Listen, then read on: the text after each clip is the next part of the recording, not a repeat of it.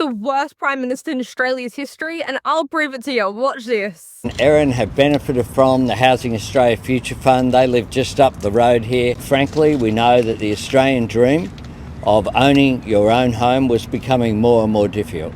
My government wasn't prepared to sit back and watch that happen. This budget is about giving young people a fair crack at home ownership. Firstly, ALBO is lying to the public yet again. You are killing the Australian dream, mate, and your government is actively working to bar young Australians from ever moving out of home. Because what he fails to accept is that we are in a housing shortage, meaning that there isn't enough supply to keep up with the demand. And to try to fix this, ALBO is doing this, building unit and apartment blocks to accommodate mass demand quickly, which will only turn areas into defect ghettos. And we've already seen this rush apartment boom before, the 2010s apartment defect crisis, where over 50% of apartment buildings, which was 4 stories and above, built during that time had at least one serious defect in common property, purely because they were built too fast. And this will also place pressure and mass demands on surrounding infrastructure and facilities such as schooling, public transport, etc. Therefore, socioeconomically, if we're having 250,000 people added to our 30 million population per year,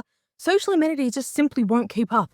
So Albanese, you are harming the Australian people, because if you wanted to help, the first thing that you'd be doing is cutting the unnecessary demand. So cutting immigration, not continuing over 200,000 net arrivals for the next few years. So guys, do you reckon there's even hope for young Aussies to move out of home? Because Albanese is ruining the Australian dream. But what are your thoughts on this?